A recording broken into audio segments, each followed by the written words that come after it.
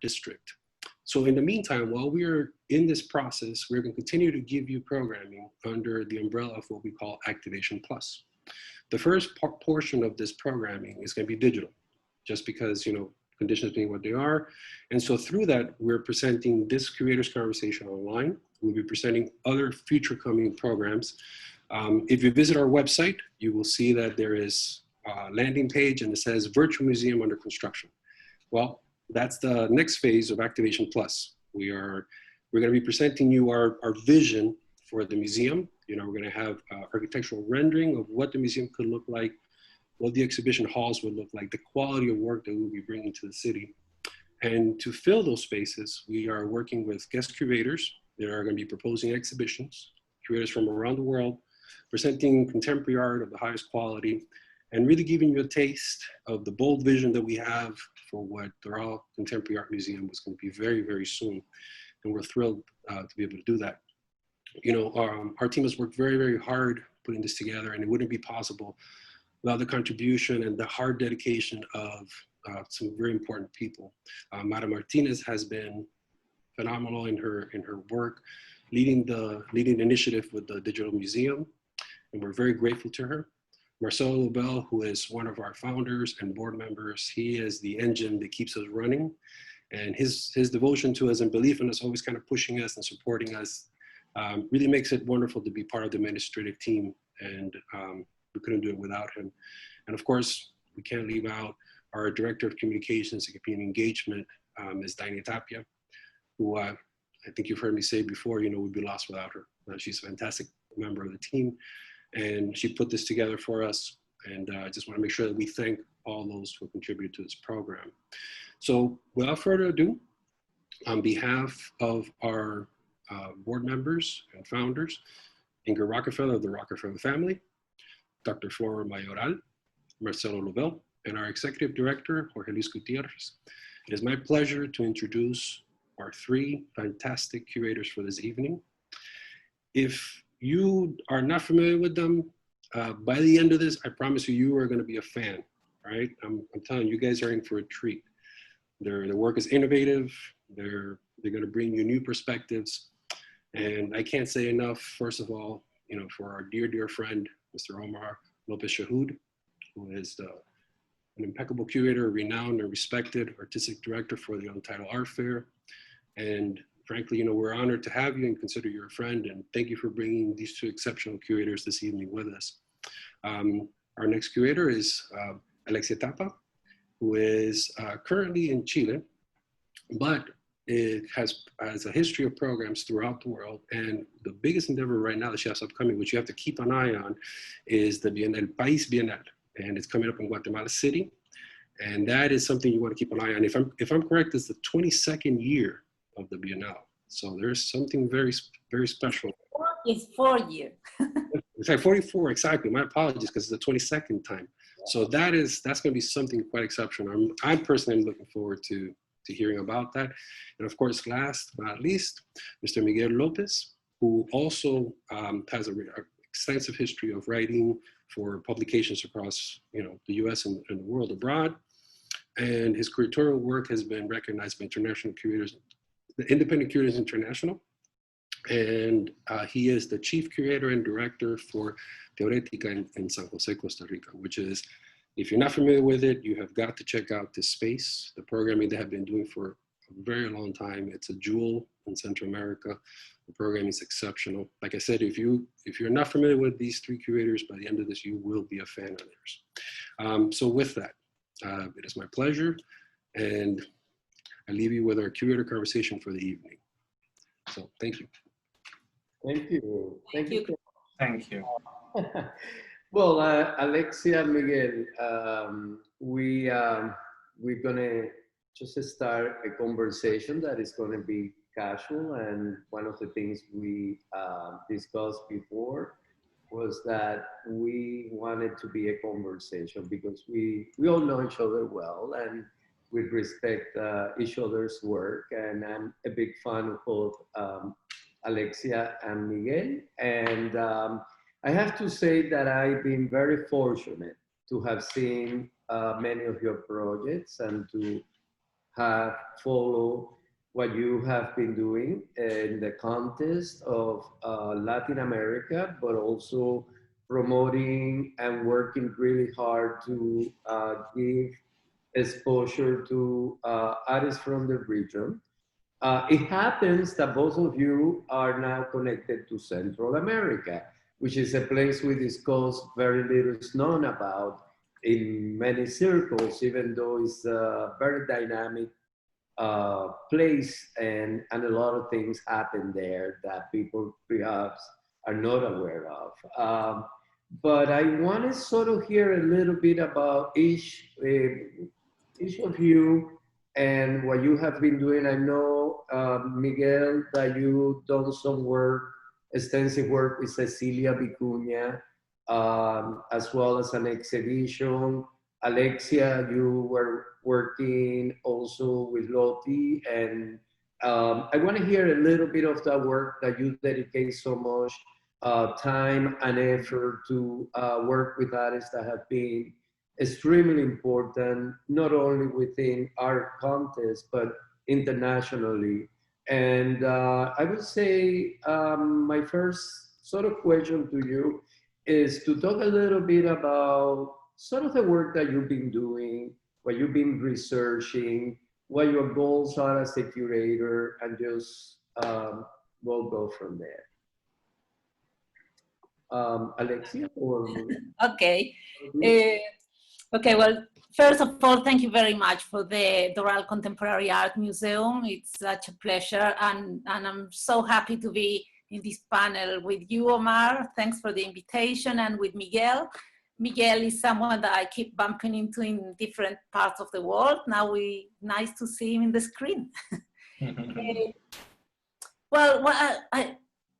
I'm working currently in the biennial, but I must say that I always think that biennials are also an opportunity for research.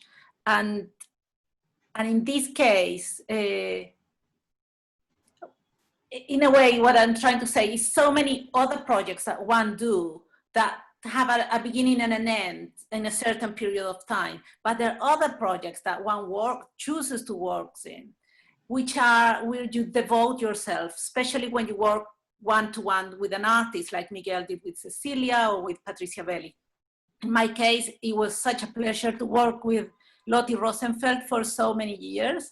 Loti is a very special person, an amazing artist, very important for everything she did, also in the CADA and her individual work in the 70s and 80s, but also currently, you know, her work keeps resignifying, and that's part of the research that I did for so many years with her. And in the case of the biennial, I took the biennial as an opportunity to also research in depth on one artist, and that is Aníbal López. Aníbal López is a Guatemalan artist, highly influential, especially for all this generation of Central American artists. And funny enough, there is no publications on him. It's one small publication that Emiliano Valdés did for the Centro Cultural de España many years ago. It's a tiny little booklet. And you think someone of that weight, you know, doesn't have one strong archive of work to be studied. So we work a lot with that. I'm working with Gabriel Rodriguez, local curator from Guatemala, and he's also an artist.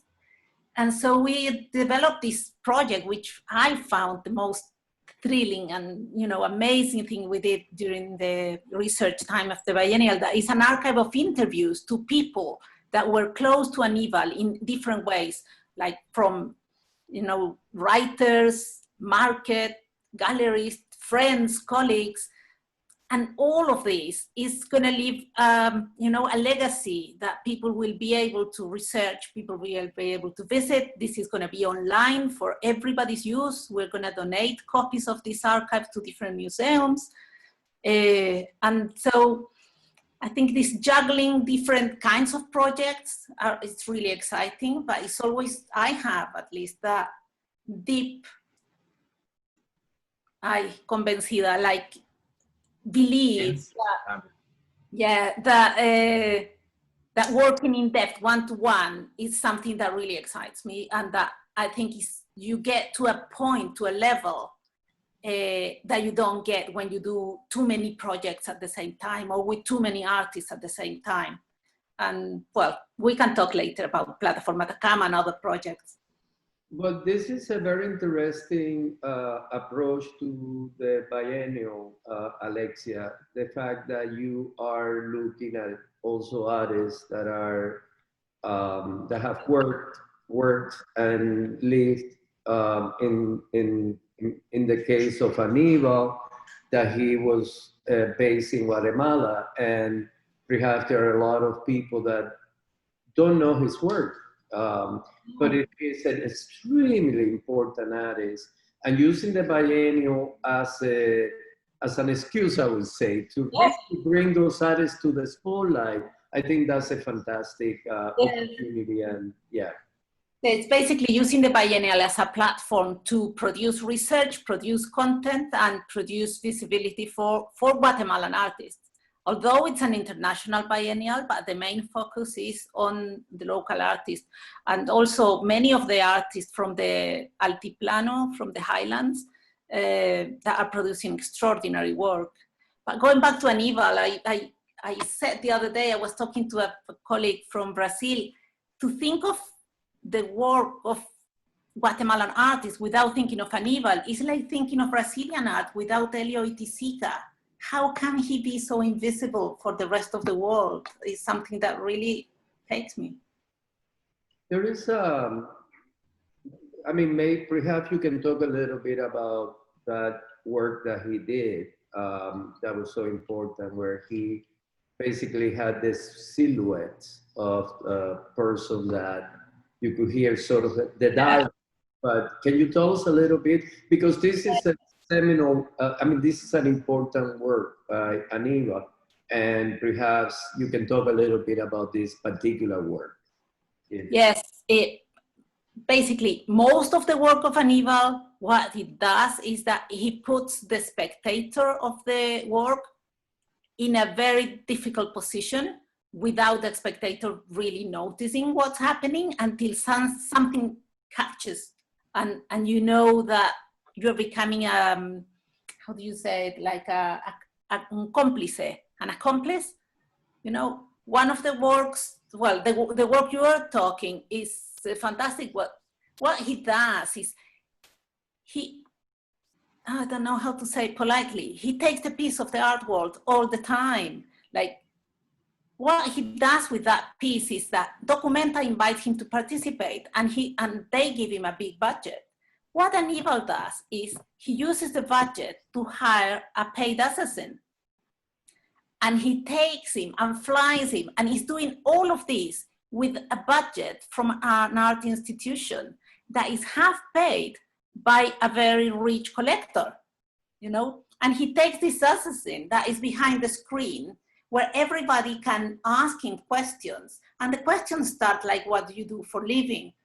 I'm an assassin. So do you kill kids? How many people have you killed? Blah, blah, blah. And all of this, when the public starts realizing that this is real, that this is not a performance, it's a performative reality, and it catches you right there on the screen of this theater, that's actually when the piece starts happening, you know? It's like he does, I don't know if you, well, maybe people from the public have seen the movie, The Square. It's just that, it's like it stretches the limit to where the artwork is so permissive, how the art world, you know, takes you to limits that you don't think. Because, for example, in one of the interviews, it's very interesting, the interview that we did to Regina Galindo, and she was saying that after that, and also spoke to four of the Guatemalans that were in Documenta at that time, that after that, the paid assassin was with Aníbal in the parties. He was having dinner with collectors. He was having dinner with directors of huge museums, I shouldn't say, you know, and if you know, when now that I know more in depth how he thinks, I realized that actually that performance and that theater wasn't the piece. What's happening in that dinner table, that is what Aníbal is doing. That is the artwork, you know? So, well, things like that, it's interesting to kind of unveiling through the views and the experience of other people that they have with him. Would you say that within, let's say, El Salvador, Guatemala, and some other countries, Central American countries, there is a tradition of that kind of work that perhaps we don't see it so much in other parts of the world? Or do you think it's something that it has a lot to do with the social political context of the region? It has absolutely, it's integrated with the artist work. I think probably Miguel can be more thorough on that, but what I can say is that what I feel that unites Central America is two things, is that are kind of opuestas, that they oppose, which is like they're very rich in history, you know, and heritage, but very rich on historical violence, like no other place, Central America. So that context, it's impossible to detach it, you know? I know lots of Salvadoran art, artists, and not that much from Costa Rica. And I think Miguel has probably researched a lot more there. Okay, I think Miguel, perhaps you can tell us a little bit more about, or tell us a little bit about the history of Theoretica and how you come into becoming the director and the work. Co-director. I'm sorry, co-director. Co-director. And the work that you do there through this institution, because it is an institution, is got many years of doing a lot of things that have really had an impact in younger generations of artists. And I have to say, without something like Theoretica, how do you make sense of everything that happens? Maybe you can tell us a little bit about Theoretica, about what you do, what your mission is, and how do you see Theoretica within, you know, within the art community that you have around you, and how do you guys do this sort of kind of work, and how is it reflected on what's happening in response to that? Yes, thanks. First of all, thanks, Doral Contemporary Art Museum and Omar for this really kind invitation. Yes, I think it's quite related to what Alexia was saying about this scarcity of publications. I mean, the scarcity of publication is just like a symptom of the infrastructure. You know how there is a lack of infrastructure in Central America and the Caribbean. Well, the organization where I work is Theoretica. Yes, it was founded in 1999. It was founded by Virginia Perez Raton, a very important Costa Rican artist and curator. And the institution was created with the aim to studying contemporary art practices from Central America and the Caribbean, right? So, you know, gradually Theoretica became a meeting place that just wanted to conceive these regions as relevant epicenters of global art. So, you know, since the beginning, since 1999, Theoretica was developing many strategies, you know, and programs like exhibitions, an editorial program, which now includes more than 50 bilingual publications, talks, workshops, seminars. We have also grant programs, you know, like we have two new ones, El Flotador, which is intended to support emerging Central American artists, and also the Beca Catalizadora, the catalyzing grant, which is basically supporting independent organizations and art collectives throughout the region, right? We also have a public library specialized on contemporary art with an emphasis on Central America and the Caribbean. Also, we have an archive, which is basically the Virginia Perez Raton archives. I mean, she passed away in 2010. So I think that actually marked like two moments of Theoretica, right? This first moment with Virginia basically leading, after being the first director of the Contemporary Art Museum and Design in Costa Rica, which is the first contemporary art museum in Central America that was founded in the mid-90s, right? So when actually Virginia resigned from her position as director of that museum in 1998, she decided that she wanted to have a more experimental, flexible art space. So she founded Theoretica, but basically with the same, aim of creating this infrastructure for Central American art. So we basically inherited her archive, and we were organizing this archive to make it public, right? So that's quite important, I think. And of course, we were experimenting a lot, and I think that's also that is very refreshing and challenging at the same time. And I will say that in this second moment of Theoretica, there is a quite important change that started, I would say, in 2015, 2014, more or less, when the institution started to move slowly into a different structure that at the end, in 2018, was announced publicly as a collective directorship, right? So the institution is led in a collective manner. I was appointed as chief curator in 2015, and since 2008, I'm also co-director.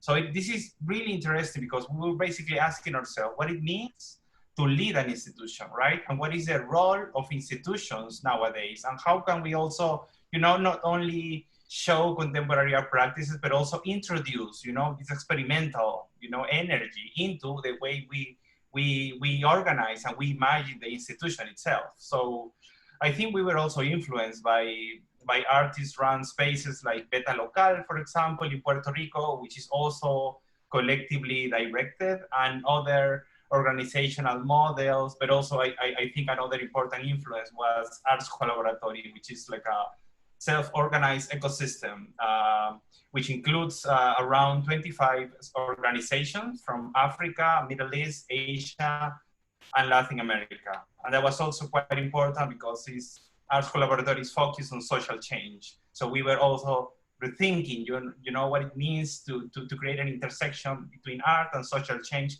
but not only in terms of showing activist art or political art, but more, in introducing these ethics in our way of doing. So I think that was quite interesting. Also, I think another important influence was a feminist critique on art institutions and so on, so on. So I think, basically, in the last 2 or 3 years, we were basically questioning these power structures and the way the global art is structured, right? And how directors and chief curator are basically centralizing all power. And so I think this also led us, to rethink how to collectivize this power, how to reconceive our practice, and under principles of solidarity, decentralization, participation, both in the decision-making process, as well in the distribution of responsibility. So I think we were in this moment of rethinking ourselves, but also still, continuing, this work of doing publications, organizing exhibitions, So I think I think for us is that, this governance process, it is also a way of studying or research. So I think we were trying to be responsible about it and take it seriously.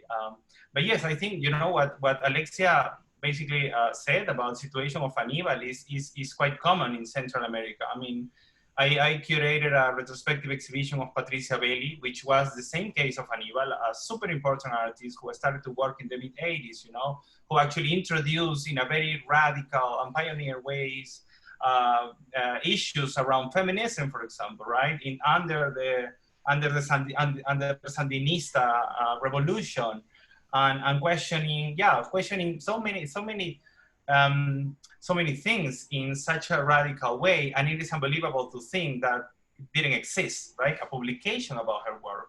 Also because she is a very important educator. She was also very influential for a number of young artists, like the same of Aníbal. Like Alexia was saying, you know, how contemporary art in Guatemala could be think, you know, without Aníbal. But I think that the same is for Patricia, you know, because she was a very important educator.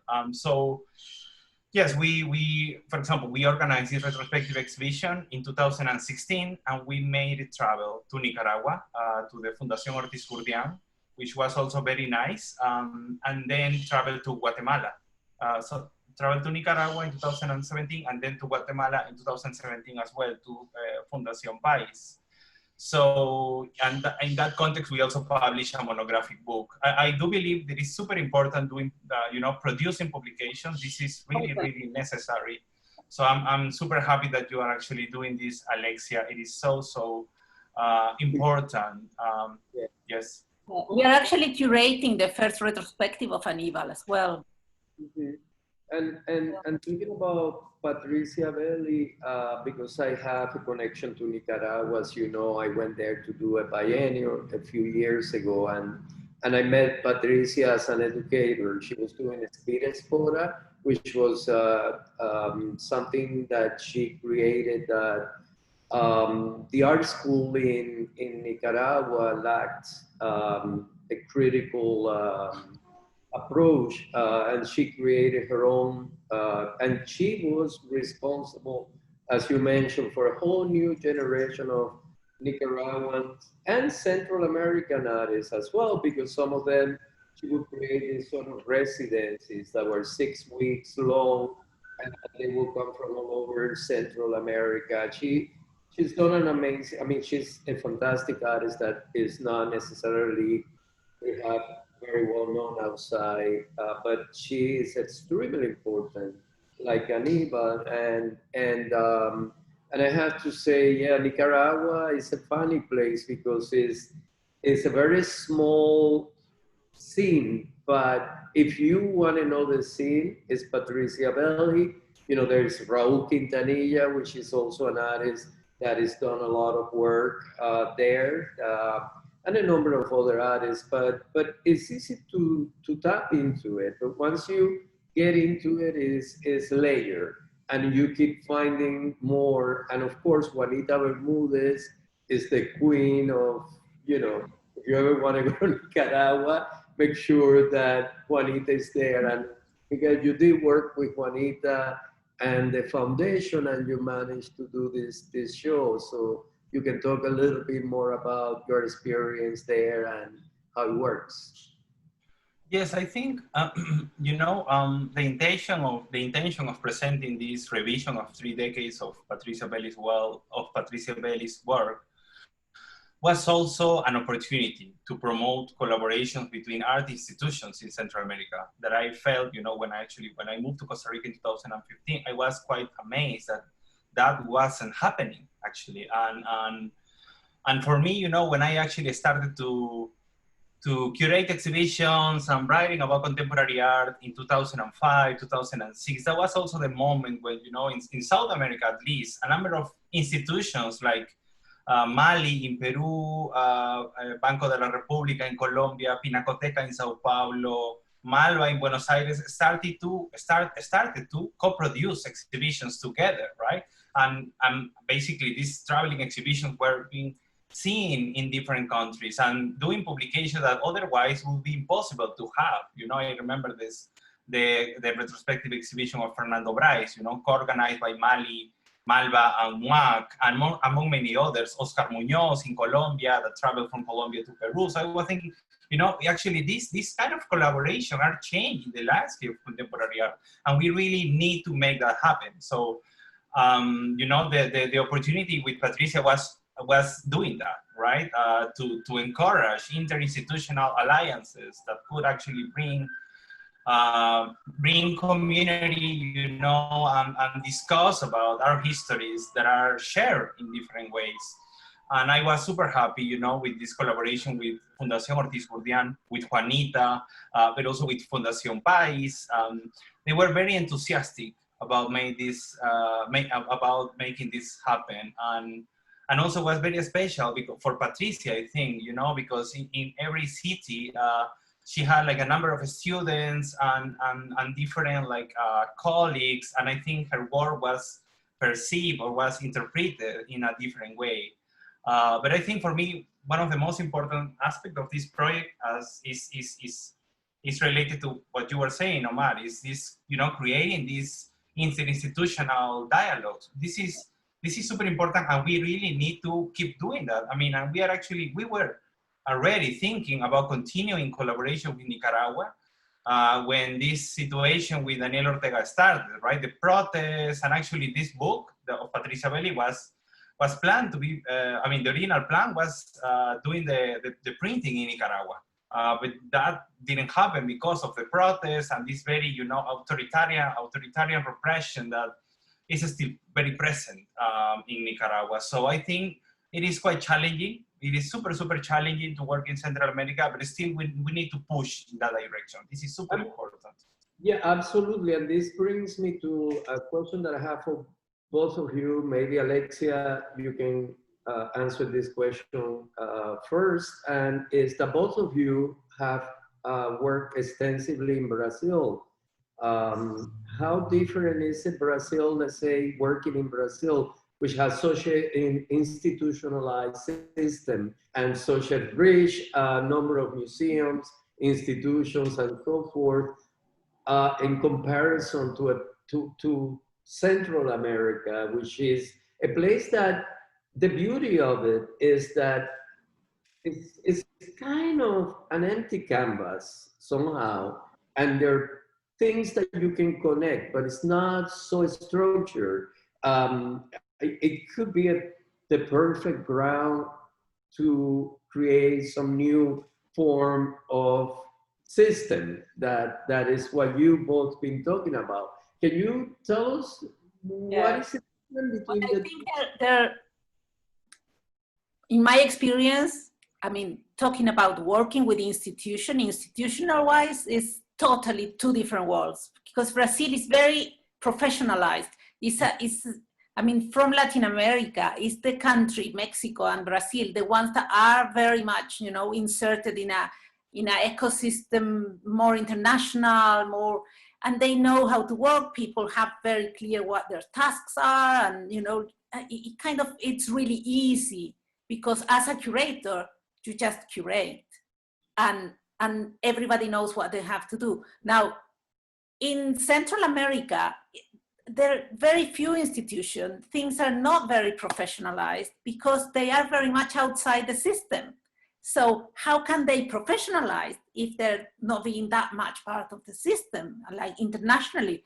So in that sense, I think Theoretica has done an amazing work. And because but I think what Theoretica, correct me if I'm wrong, Miguel, but I think the fact that it's an independent space that is more porous, flexible, and dynamic, and is not kind of taken into a body of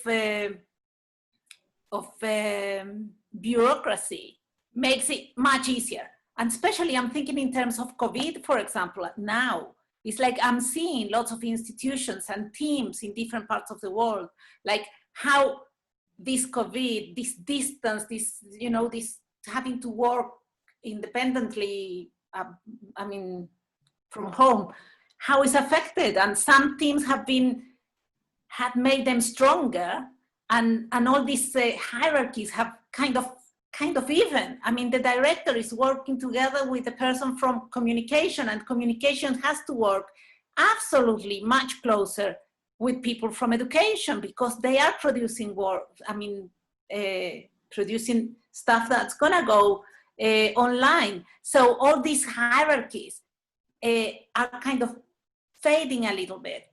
So in that sense, I think Brazil and Latin and Central America are very, very different. Now, talking about artists, I think they're equally rich and equally exciting and interesting. Brazilian artists, I mean, they don't stop to amaze me. Their production, their way of thinking, their, you know, how can I say it?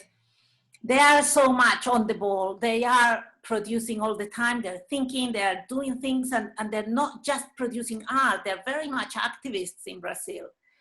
And in Central America, as you said, in Guatemala, is a kind of, you're discovering, and you go like, you're unveiling and discovering here and there. And it's like these artists from the highlands, for example, I find them absolutely amazing. And they're not artists that you will find in art fairs. You know, you won't find them in Arco, Art Basel, or Untitled. It's like you find them in the highlands, in their native, you know, communities. And some of them don't even speak Spanish. They speak their local languages, their indigenous languages. And they're producing amazing work. And it's amazing that the academia has discovered them. And most of them are giving lectures in Harvard or, you know, MIT, and they're not in the market. And I find that almost as a jewel to be discovered, to talk to them, to interview, to, you know, see what they're producing. So in that sense, they're very different. No, that's absolutely, you nailed it. My first introduction to Central America was through Nicaragua. And it was very interesting to be able to sort of kind of, after that I visited Guatemala, Salvador, and every place, Costa Rica, every place that I went, I was just amazed by what I was encountering and things that I didn't know about. And Miguel, can you tell us a little bit? I mean, how exciting it! I want people to know that Miguel is from Peru, because we haven't talked about Peru. Maybe you can give us a little bit of as a Peruvian curator, but I will consider you more of a work curator because you work extensively. But what is your take on this experience, this last 3 years that you've been navigating those waters, and what is it that you're finding? What is it that excites you, and perhaps things that people are not aware of? Yeah, actually 5 years now. It is amazing, wow. You know, wow. Time flies. Yeah, 5 years. Right. I apologize. Yes, and yeah, and it's interesting, you know, because I actually left Peru in 2008, and I was living abroad for almost 12 years now. I mean, I've been returning back to Peru every once and then, you know, for short periods of time, but not like, you know, like living. So I think for me, it's like, yeah, which is also interesting or a good way to create a critical relationship with a context. I mean, I'm still quite present in Peru. I'm still curating exhibitions, doing publications, collaborating with the Lima Art Museum in building the contemporary art collection, you know, accompanying artists. You know, I'm doing that, but I'm doing it from abroad and actually probably creating like new bridges and new spaces of communication, which is quite important. And for sure, you know, moving to Costa Rica and Central America in 2015 totally changed my perspective on Latin America, of what I thought of Latin America, of what I thought I knew about Latin America. And that was really, really special. Totally actually pushed me to reorganize my hypothesis on the intersection of art and politics, of art and feminism in the Americas. And that was really refreshing and rich. I traveled a lot, also to the Caribbean. And that was, I mean, I feel that there is so much to do. And there is so little, you know, time and energy and resources at the same time. But still, I mean, we're creating that opportunity. We're creating that infrastructure. So we are yeah, I mean, we are still planning, even in this moment of, of crisis that we are facing, and I think it is also forcing us to be more aware about the inequalities that basically organize our system. I mean the vulnerability, the fragility of the precarity of artists and the local arts are scenes. I think we are thinking a lot. I mean, we're in a moment of self-reflection, thinking what is our role in this crisis, which is clearly not only a sanitary crisis, but a much bigger crisis, environmental justice crisis, right? A struggle for social and racial justice. I mean, this is a so much bigger thing, and we really need to be aware. What is our role, our art institutions in this moment of total reconfiguration, right, of the world as we know it. It's interesting, Miguel, that you mentioned Beta Local in Puerto Rico and that you keep referring to the Caribbean, because when I think of Central America, for some reason, I see it as it's so connected to the Caribbean in many ways, culturally, for many reasons that perhaps you have a better, I remember visiting Honduras and the part that is so Caribbean, or even Nicaragua has a section which is on the coast that is Caribbean. I think the people came from Jamaica to this part of Nicaragua a long time ago. So there is this sort of kind of connections that are geographical but also cultural. And I happen to be part of a new initiative in Jamaica. It's a museum of contemporary art. And this morning we had a conversation about it. And one of the people that we brought in was the co-director of Beta Local. It was just a four-way conversation, not open to the public. But this is a museum that is going to be functioning to create more bridges within the Caribbean, because I think there is a lot of things happening, but the islands are not necessarily connecting. There has to be a bigger effort to connecting more those islands, but also Central America, because we talked about it as well. And one of the things that you also refer to, Miguel, and you can talk a little bit more about it, is a couple of years ago we talked about, which I haven't forgotten, is trying to see how we can raise money, which I think I'm going to propose it to Untitled, to raise money to create some kind of, or anybody who is listening that wants to donate some money for that, please do so, because it's going into a good cause, to create some kind of a scholarship or something, or some kind of monetary incentive to younger artists from Central America that Theoretica will create some form of I don't know, grants, or maybe you can talk a little bit more about that. Yes. How can we be supportive in that? Yeah, and actually that grant that we talked about a couple of years ago was inspired by one program organized by Beta Local. They called it El Serrucho, which was basically a number of small grants to local artists, so they can actually finish some projects that they were doing. So we wanted to, support young artists in Central America. I mean, I think this is quite clear. There is no state support in Central America. I mean, it doesn't exist. I mean, it's very little, right? It is quite sad. And the very few private institutions that are working are not enough, right, to accompany and to support young artists. So we were basically because we were trying to also rethink our program of grants. I mean, we, like, when I actually was appointed in 2015, Teoretica had a grant that was dedicated to young artists, but through exhibitions. They were basically invited to do one exhibition, right?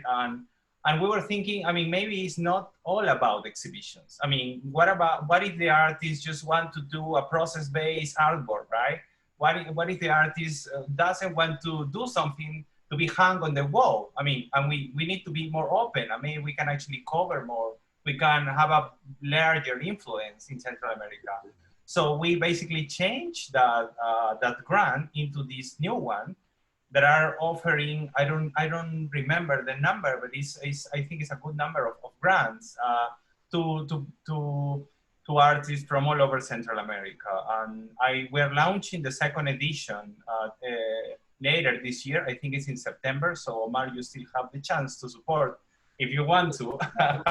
we didn't announce it yet.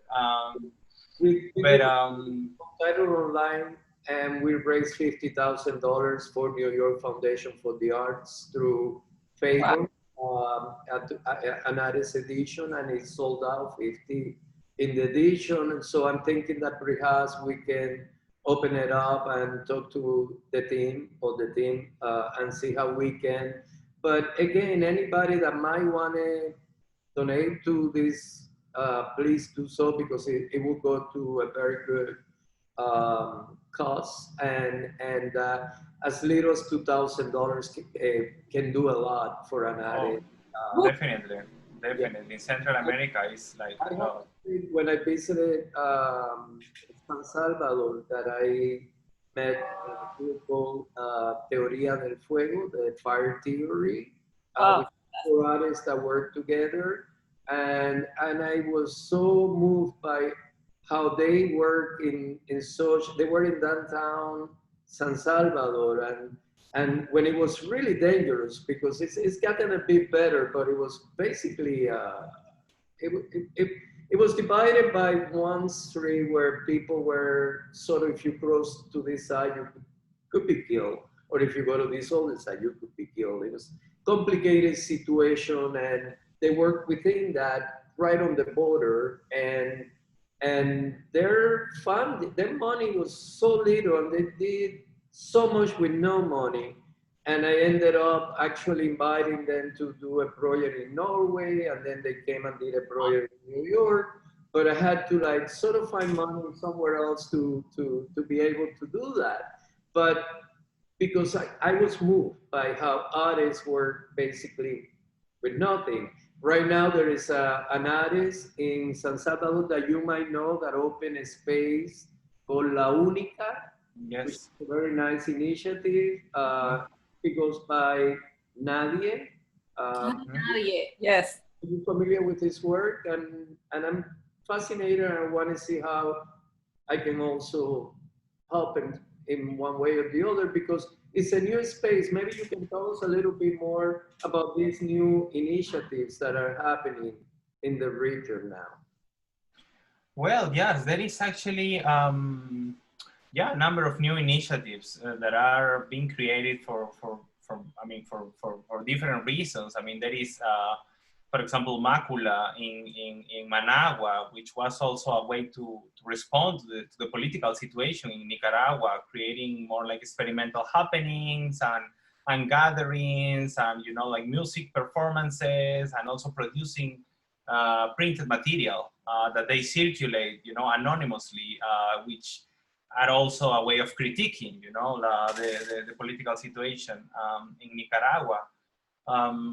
Well, in Costa Rica also, there was, in the last couple of years, there was a number of initiatives quite important. I will say Casamá, for example, Casa de Mujeres Artistas, a feminist independent art space and project who was creating a platform for exhibition, but also research projects, and they are now, they just launched their new website, which is really, you know, really good, with a really nice archive, and they are developing now a research with LL Proyectos in Honduras about Mujeres en las Artes, which was a pioneer feminist art organization founded in the 90s in Honduras, So they are basically reconstructing, you know, like the history of this feminist artistic organization through the testimonies of the people who were involved in this, in the founding of the organization, but also in the exhibitions, in the projects, and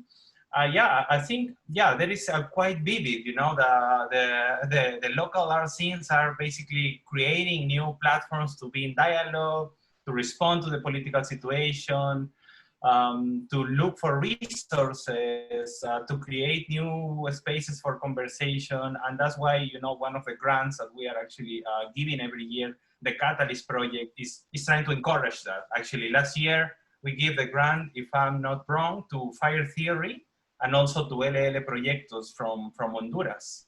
And for sure, one other organization that I'm forgetting now. Or it was 2 years ago. I think last year we gave the grant to Casama. But you know, it was like we are trying to support a number of them. And actually this year, for the first time, it will be an open call. So we will receive projects from different art organizations and collectives from Central America and the Caribbean, which I think will help us to create a map of new initiatives in the region, which is super important, you know, to picture, to visualize, you know. That's great. It's really great to hear that. And Alexia, do you see yourself after the biennial? And how's your connection to the region? I know you do research, extensive research all over. You work so many places, but have you felt, because Miguel is now based there, but you're not. Do you think that... Well, I'm already based between Chile and Brazil, so I don't think I want to add a third address. No, what I mean is, like, do you see yourself after the biennial is over? Do you see yourself doing something else or being... Oh, definitely. I think the biennial, in a way, is the result of the many years of research I've done there. I mean, I worked maybe for like 4 or 5 years in Guatemala, like visiting as a jury for different projects for Juanio. I co-curated the biennial in 2016. And the work I did in those years is totally different. I feel that this biennial is the outcome of all those years of research. That I wouldn't have had done this if I hadn't been there all this time. Yeah, because I know how you work. I know how you work. You and Miguel. But I wanted to go back to what Miguel was saying, that I think I always feel when I see the effervescence that all these, you know, artist-run spaces and independent spaces, like, you know, they're privately funded, like Teoretica. You see, Yes Contemporary, for example, in El Salvador, they're doing the work that actually the state should be doing. And you think if they did one tiny little bit, things could change so much. You know, is how do you convince these people that culture is part, you know, it's an important thread in this big weaving we're doing as a society. I think the moment that they understand that, things would drastically change in Central America and the Caribbean. And I think when you give, you shouldn't put parameters. And I agree with Miguel, and I'm sure you also agree, Alexia, is you have to trust the artist. The artist is the artist is not somebody who has to go to a space to make an object that goes into the market. An artist that is in connection with their environment, with their community, and you have to be open when you give, that you shouldn't be asking certain things. You need to trust the artist and let it open up, because that is... It's not only about exhibitions. I truly don't see curating as exhibition making. I think it's two things. There are people that are exhibition makers, and there are others that are curators, and that is a wider thing. And I think the word solidarity in these times is very much embedded in curating. You can't separate it. Yeah, and there is a very strong approach and the practice of artists within, let's say, Guatemala, El Salvador, Nicaragua, varies from artists we have in other places, and we need to be open to that. And how is it different? Perhaps you have a better answer than, you know, for that. I mean, or a good answer for that. Sorry, I'm losing your voice. No, I'm sorry. I guess it's raining here. It's raining here as well. Rain, but it's raining means cleansing, you know, and perhaps this is a good way of saying, perhaps we, you know, with what's going on right now, is a way of also healing and cleansing and sort of taking into consideration certain things that we can all support, and perhaps we're going to see a brighter future. Hopefully. Hopefully. I mean, if we don't have a brighter future after all this, I think if we don't learn from this, we're lost.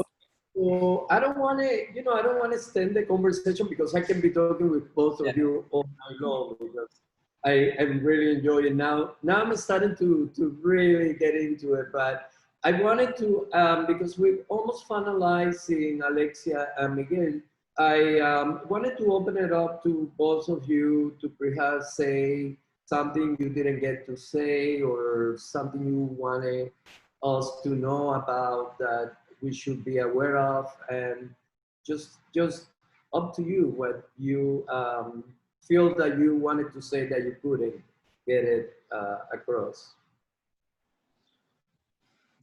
Well, maybe just invite everybody to visit some of the projects and programs we are developing in Theoretica. We are actually publishing every 2 or 3 weeks a digital magazine called Buchaca, which is like a local term used to call about what you keep, you know, what you are actually keeping for the future. So in this Buchaca online magazine, we are basically collecting different perspectives, views, reflections, images, projects that are in one way or another dealing with the present, right? And with the situation we are facing now. And yeah, I think that is a good, I think that's a good platform for communication from a perspective of Central America and the Caribbean. And basically, yeah, also we will launch our 2 grants program between September and October. So for Central American and Caribbean artists and artist-run spaces, just, yeah, I think it will be nice to receive their applications. And of course, we are super open, actually. We are, as I said, in this moment of self-reflection, was a thunder over there. So we are actually super, you know, happy to receive questions, comments, opinions, ideas about what the regional art scene think it is important to develop. So our email is actually you're all welcome to write. Is comunicacion@theoretica.org, and in our web is theoretica.org. So yeah, please visit us. And also in Instagram and Facebook, we are there. And very quickly, a book that you recommend that could give a broader or a general vision of artists from the region. Is there such a book, a new edition? I know there was a book that came out like 6 years ago, 7 years ago, but there is an updated version that you are aware of, Miguel? Of what book? Sorry, I think I missed you. There was a book about 6, 7 years ago. Can't remember the person from Spain that put it together, that was sort of kind of like this person from Belize that lives in Belize. I know the book you're talking about. Or Luisa Fuentes Guasa, you mean? No. An updated version that you can recommend that sort of give that was sort of kind of compile a group artists from. Okay, I know. For people, yeah. Well, we are actually doing like quite actively publications, and all of them are now for free in our page of ISU. And we actually in 2016 launched a series of publications called Escrituras Locales, Local Writings. local writings, critical positions from Central America, the Caribbean, and their diasporas, which is an attempt to collect quite important voices and essays of authors that were crucial in the transformation of contemporary art, the scenes in Central America and the Caribbean. The last one we published was a collection of essays by Barbadian artist and writer and curator Annalie Davis. She has a really amazing project in Barbados, Fresh Milk, but also she's the co-founder of Tilting Axis, a very important rooming international platform for the encounter of Caribbean cultural activists, artists, thinkers. And that was actually the first book in that series from an Anglo-Caribbean author, which is important in this direction of creating more dialogue between Central America and the Caribbean that you were actually mentioning, Omar. And the next book is dedicated to Virginia Perez-Raton. It's actually collecting a series of essays that she brought between 1995 and 2009 that are focused on art administration, museums, and curatorial practice. And I think it's quite relevant now. This is the first of two. I mean, the plan is actually to publish another one dedicated to geography, gender, and politics, which is also, I mean, Virginia was also writing a lot about that. So I think these books that we are publishing are a quite important resource in terms of creating a critical bibliography. And also to emphasize that, you know, it's not that we are actually, I mean, it's not that we are doing this from nothing. I mean, there were a number of writers, authors, thinkers that we're doing this for decades now, and we really need to honor that work. We really need to honor that practice, that commitment.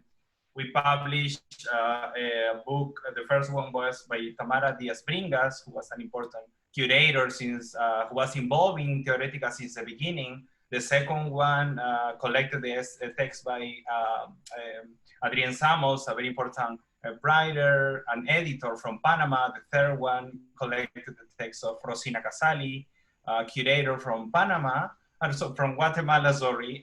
The fourth was by Raúl Quintanilla from Nicaragua. The fifth from Annalie Davis, as I said. And we are growing. And this is a way to honoring their work, to make it accessible to everybody, and to rethink, you know, the international art narratives from a Central American and Caribbean perspective.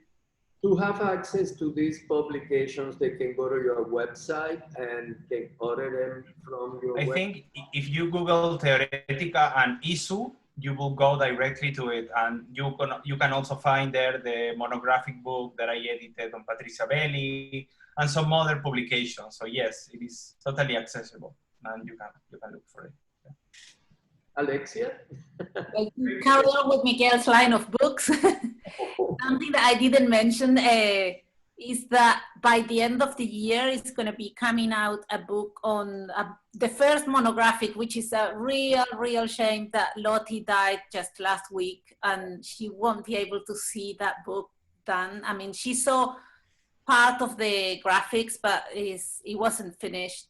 And that's coming out at the end of the year, and it will be in ISU. That's the last conversation we had actually was that if it doesn't come out on paper, you know, it doesn't matter. What's important is that it's out there for free and for people to consult it. And the other book that's going to be coming out, but I can't say where to look for it yet, but probably in ISU, it's another book with Lottie that's going to be coming out probably in about a month, just doing proofreading and stuff. And it's a beautiful conversation I had with her for 1 month. And it's part of the series of books that I'm going to be publishing that are called Calendars of Contemporary Art, which is 1 month conversation with one artist. And in this case, it was done in January, which was the 40 years of the Mile of Crosses on the Pavement. It was in 79 and January 1980. And so 40 years later, we had this conversation where we go back on time and we come back and we go look into the future. And it's really, and she was really, really ill. And she made such a you know, an effort to you know, answer my questions every day. I would send her a question and she would send me back an answer, and Monday, Tuesday, Wednesday, Sundays, every day. So this is going to be in about a month. So. That's good. Yeah. Well, thank you. Thank you so much. And I will let Christopher, thank you, Christopher, for the invitation, for inviting us. And thank you, everyone. Yeah, no, I'll tell you, you know, just listening to all three of you speak and talking about, it's a fantastic conversation, how you covered the spectrum of, you know, the practice of curatorial work, what's happening in different regions. And, you know, first of all, I was born in Central America. I was born in Honduras. I was born in Tegucigalpa. My father's Honduran, my mom is Salvadorian. And then my family is Palestinian. So we're like this mix, you know? And what I found fascinating about it is that it proves that the population and the activities are not limited to a stereotype of one type. There's a lot of different dialogues happen throughout each one of these countries, and that certainly the work of a curator isn't limited by your zip code or where you were born or where you live at that moment. This concept of decentralizing kind of like the conversation, and it's really the conversation really covers the entire area, right? Like you can focus it on a region, but you can engage and go into an area and connect because there's similar threads that move through there, right? Like historically, politically, culturally. So I find it absolutely fascinating. I love the conversation that you've had. I mean, I'm just gonna shower you with compliments right now.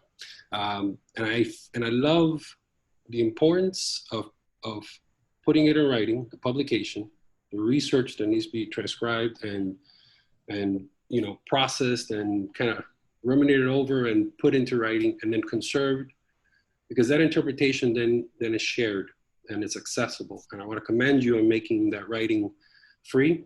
Yeah, that is an absolute goldmine of a resource that you have shared with our audience, and you continue to share by making those publications available on issue for people to read.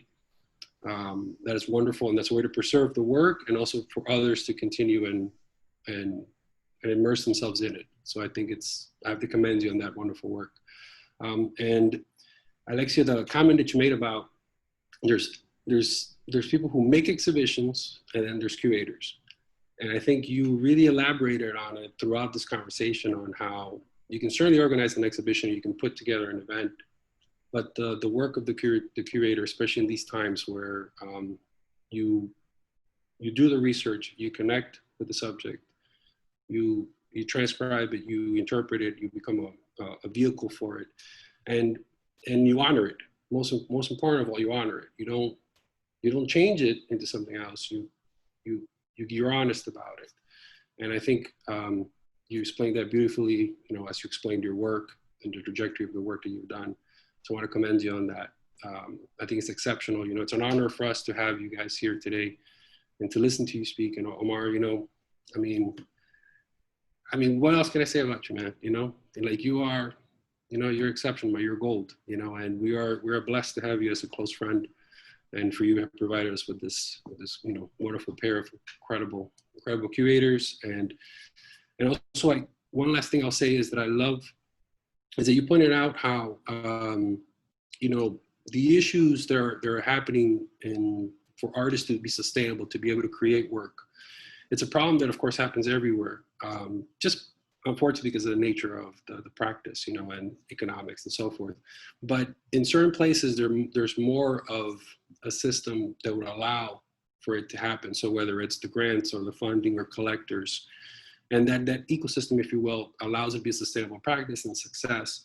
And oftentimes, you know, artists from Central America, from South America, from other parts, especially in Central America, I would say, have had to go outside of their country to find success just because of the ecosystem. And I think a center like what you're doing, the Bienal, the Teoretica, you know, you took the approach of, you know, as creatives, you came together, you make a place for artists to come together and produce, and you give back by supporting the artist. And so you give them a place to work, a place to present, a place to speak.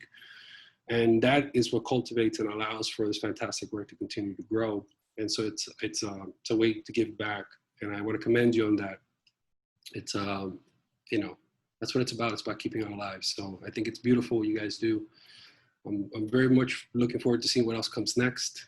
And I can't thank you enough. So I think with that, you know, I would just say it's a pleasure. And of course, to our audience, you know, please, we will be putting this recording on YouTube a little later. So if you missed something or you didn't get a chance to write it down, you can come back to it, and you can take all these wonderful gold nuggets that these three fantastic, brilliant minds shared with you this evening. And please keep in touch with what we'll be doing moving forward with this museum. So. Sorry, I just noticed, is there any questions? Because No. I think, let me see. Oh, there's one here. I don't want to. No, there's one right here. And it says, is there a way to get involved in the research and projects you both are working on as curators? And so that's the question. Like, how could someone be involved in the projects that you're presenting? Well, I let Alexia and Miguel respond to that. Depending on what capacity, I guess. I can respond that, Alexia and Miguel. Are you? Yes, the kind of research I do, I'm like a ratón de biblioteca by myself, very much working by myself. I thought even imagine how someone could, I don't know, it depends on what capacity. It's exactly what you said. It really depends. Yeah, I think, well, in Theoretica, we always receive like portfolios and this kind of stuff, and we always love to take a look on them. In the last few years, we were dedicated to historical research because we felt that was quite urgent to do, you know, as the case of Patricia Belli, for example, and create, you know, this a larger genealogy of artistic practice and trying to record that into, you know, translate them into books or into exhibitions or into something else.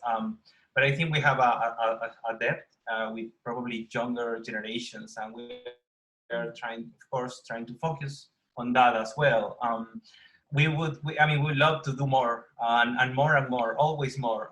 But of course, you know, we have a limitation of resources, and our houses are not like a white cube. So there is still a limitation in terms of space. But of course, I mean, we always are happy to receive materials, take a look, and to learn from them. And if we don't have the chance to show that work, maybe to recommend that to other people, to share it. I mean, there are ways, to do that. Yes. Wonderful. Wonderful. Yeah, there was another question, but it was almost a similar question. It was an artist asking about how, as a Colombian artist, how they could drive attention to their practice. And I suppose you answered it where, you know, reaching out to you, and if the work kind of mingles with the research and the trajectory, it works. But no, I mean, for me, all I can say is thank you. I mean, that's. Thank you very much. Thank you so much for the invitation. It's truly an honor to have you guys here with us tonight. Thank you for making this a wonderful event. Again, you know, we'll go ahead and share this on YouTube, and we'll make sure to communicate with all the people who attended, send them a nice thank you email, and we'll include some of those links to like your centers, your websites, some of the ones that you mentioned as well too. Okay, so thank you guys, Omar. Thank you. Thank you so Thank much. you. Bye. Bye. Yeah. Bye, Alexia. Bye, Christopher. Bye. Bye, Christopher.